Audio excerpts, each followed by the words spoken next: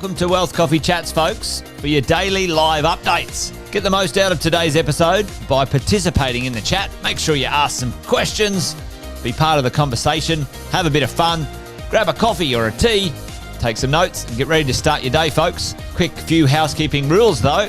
No spamming, no advertising or self-promotion in the chat. That's not on. Be kind and respectful to everyone when participating. And most of all, have a good time. Real estate investing can be your biggest asset. It also can be your most expensive asset when it comes to getting it right or getting it wrong, folks.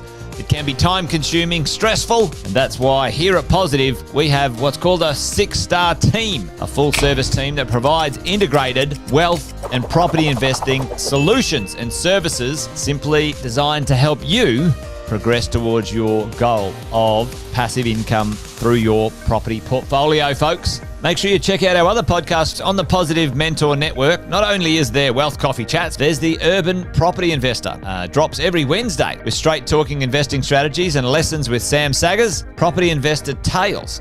This is where our clients, you guys, share real life stories from property investing, hosted by some of our advisors and strategists. And that's done every fortnight, dropping every Monday. Wealth, Wine and Wisdom, folks, that debriefs the week that was in the world of finance and property, hosted by yours truly, Jason Witten and Andy Fenton on Fridays. Welcome to another Wealth Coffee Chats. Marvellous Monday. Hope you're well, folks, wherever you are. If you think it's Get Rich Quick, you're in the wrong place. This is the wrong podcast. This is the wrong live for you. Welcome to another Wealth Coffee Chat. Hope you're all awesome and well.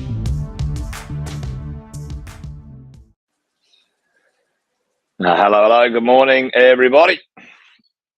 Hopefully you had a great long weekend. Well, maybe you didn't. Maybe you weren't in places or spaces that had a long weekend. But if you were, I hope you had a good one. I certainly did. Sitting around the pool, chilling out. Morning to those up and at it already. A few of the early birds already on. Morning, Kevin. Good to see you, mate. You're always here. That's awesome. Luke's in the house as well. Morning, mate. Hope you're good. Hope you're well. While things are getting warmed up a little, we'll do the intros and then we'll get on with today's conversation. If those who are here don't already know, well, my name's Jason Witten. You might already know that, which is good. But if you're new, say hello in the chat. Give us a shout out. Let us know where you are in the world. Sometimes we have people coming in from all over the place. Kevin's all the way from Lakeland in Florida. Got a few clients around the world who buy Aussie real estate, which is awesome. If that's you, or even if you're new, then say hello in the chat. It'd be great to hear from you. We do these little Wealth Coffee Chats every morning, weekday morning, around about 8:10. Usually having a conversation, a pontification, a Wealth Coffee Chat about the world of property investing and going the distance, making sure we can, stay on track, because this property thing is a medium to long-term gig, folks. It is not get rich quick. Certainly I have not seen a get rich quick from residential buy and hold property investing. Probably the last few years, actually, last 3 or 4 years has been the fastest capital growth I've ever seen, which is good news. But there you go. Nintendo's in the house as well. Morning, Sonia.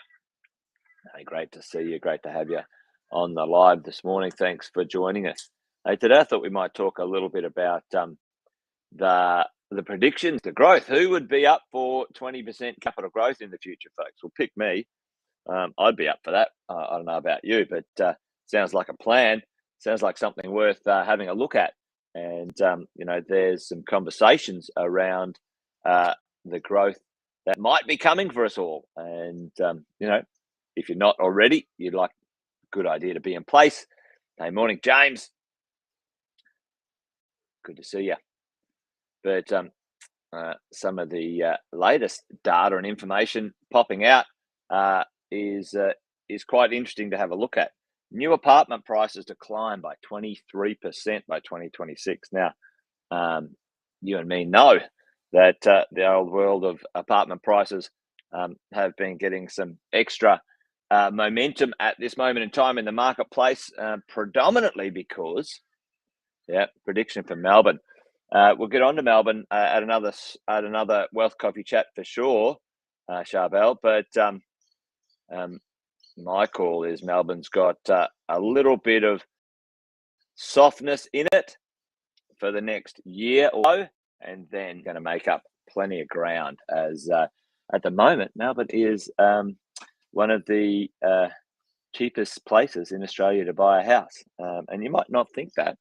The median house price in Melbourne is lower than Adelaide, lower than Hobart, for crying out loud. And that doesn't make any sense. Anyway,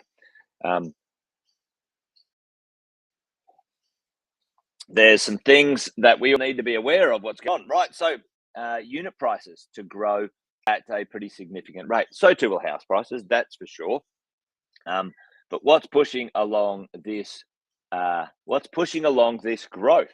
We've had some significant growth in the last few years, folks, but what's going to continue to push this growth along? Well, the gap, if you haven't seen or haven't noticed, the gap between house prices and units is still pretty significant. Falls a little bit now. The house prices certainly took off in COVID times.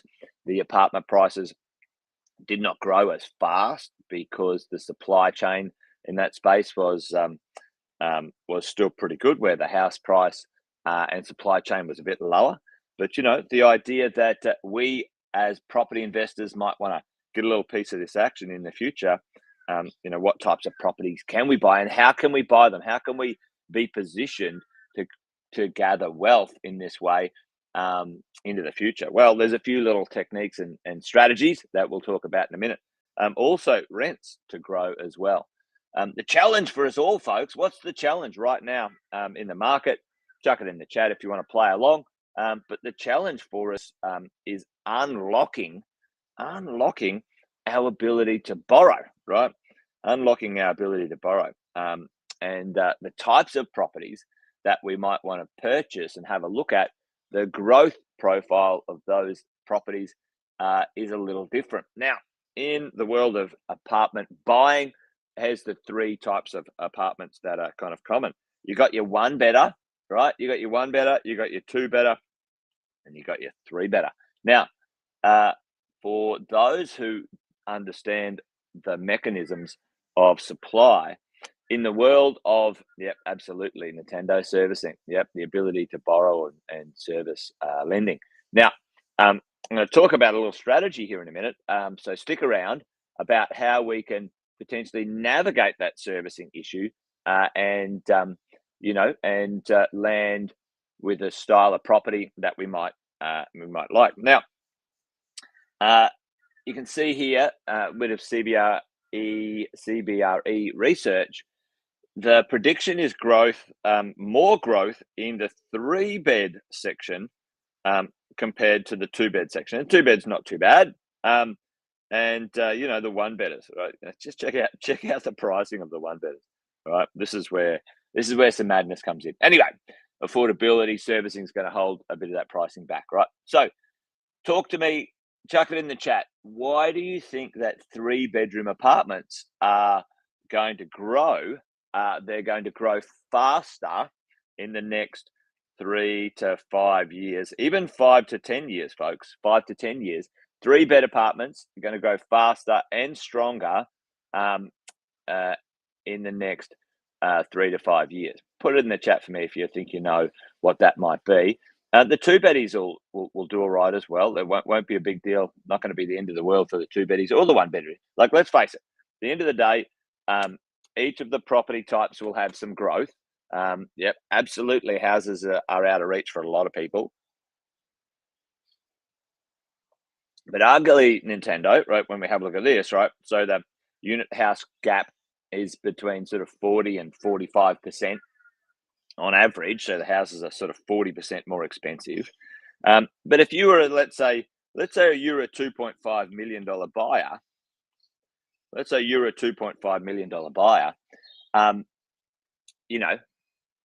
arguably you've probably got some choice, a house or an apartment, right? As we go along.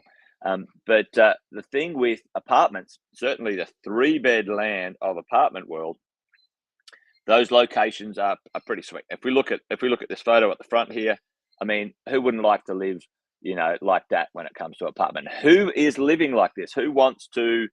Yep, absolutely. Yep, the right sizes. You're dead right, Luke. The right sizes / downsizes / retirees. And I've spoken, and to be honest, I, some of these things these days, like it goes, all right. Well, I might even be one of them right now, where I'm looking at right sizing my lifestyle when it comes to the world of living, and say, okay, I want to do more travel. I want to have less complications in my world. What type of lifestyle do I want to live? And I live. I don't know if anyone can see here, but I live on a damn acre of land, and there's friggin' trees and grass and crap everywhere, and 2 houses and pool house and all sorts of stuff. And I'm not complaining, by the way. I'm very grateful for where I live and what I have. But I tell you what, some bloody maintenance in this bastard of a place, right? So is that an easy place to live for my future? So I'm 52 now. Don't tell anyone. My wife and I, 2 of our kids are out of home, and the third one's just sort of hanging in there. But what's the lifestyle that we want to live? Well, the lifestyle that we want to live is probably a little bit different to the lifestyle that we've lived for the last 10 years. This is the kind of lifestyle we'd love to live, right? A little bit less complication, and a lot easier. Lock up the house, lock up the apartment, jump in the car, go to the airport. Not even have a car. Let's face it. Grab an Uber, go to the airport, and chuff off for a holiday anywhere we like, and we can work from wherever we like. That's the kind of lifestyle we live, right? Or want to live. So the downsizers, the right sizes, are paying a premium for these lock-up lifestyles in fantastic locations. Absolutely no-brainer, folks. No-brainer, right?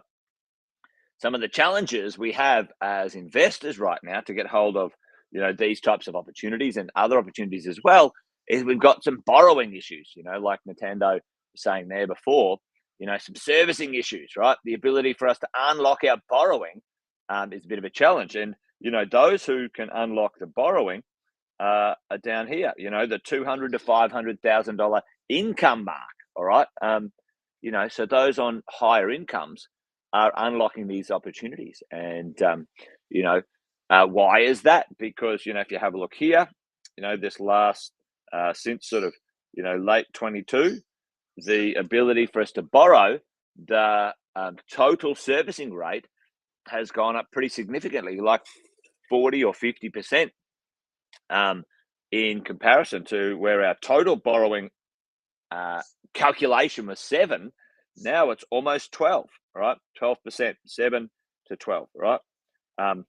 One of the things that I think could happen very quickly is if the government was really, truly, if they were really, truly focusing on borrowing ability and people to be able to lend, don't get up to the damn RBA. Go and knock APRA around the head and change the stupid rules that you enforced in 2017 and 18. Government, anyway. Let's not go down that rabbit hole today. So the ability for us to borrow, folks, has reduced. How is that going to unlock? Will that unlock? And it will unlock into the future. We do have some supply constraints. We've got some building and construction issues for the future we need to navigate. But what's the big question mark is this: how do we navigate into the future as we go along? And if we look into the future now, and we go right, let's go 1 year, 2 years, 3 years. All right. So this is 2027, 2026, 2025. Because let's face it, team. Let's face it. 24 is over. It's done. It's October, for crying out loud. All right. Okay. Well, now let's look at this. Let's look at some of these things. Now, for me, for you, there's a couple of different strategies we can use in the way we purchase properties, right?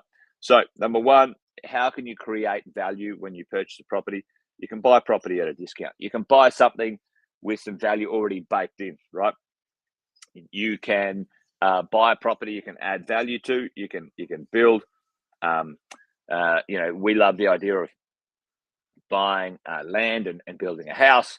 The discount world, you can buy, many years ago pricing, or you can buy some properties that need to be sold. And third, a certain type of property is you buy time. We call it off the plan, right? So right now, I think for certain types of deals, off the plan's not a bad idea, right? Because if you have a look at the borrowing servicing, let's say this is sort of 12% here, and we want it to get down to sort of 8% in borrowing land, right? So what's going to happen is the ability to borrow, the servicing rate is going to go down, which means your ability to borrow money is going to go up, right? The ability to borrow money is going to go up. Now, if in here is the gap, the difference between what you can buy now and what you can buy later, how do we get to that section? How do we land this plane maybe with a good deal? And the idea then is maybe an off the plan deal, right?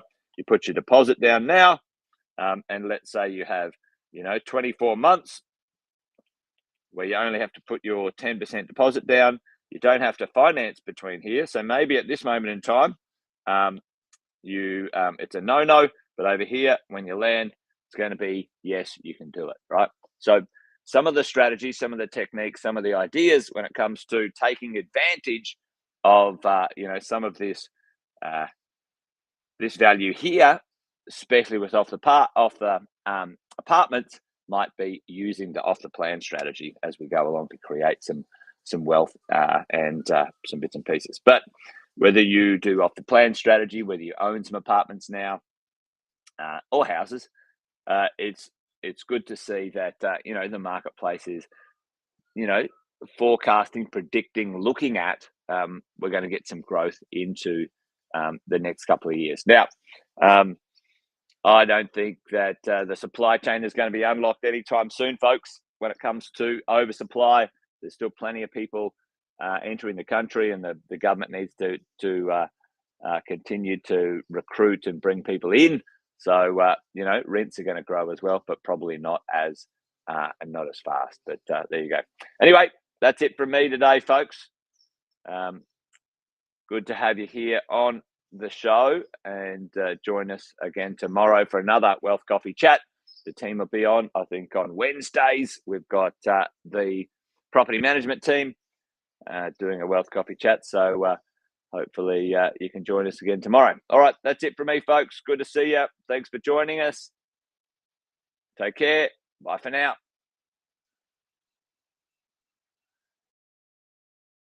Episode of Wealth Coffee Chat, folks. Make sure you like, subscribe, and turn on your notifications so you never miss a thing when we go live. Improve your portfolio and investing game, folks, with Wealth Coffee Chats live every morning at 8:10 each weekday. Make sure you join us. Previous episodes are also available wherever you get your podcasts, folks, as well as our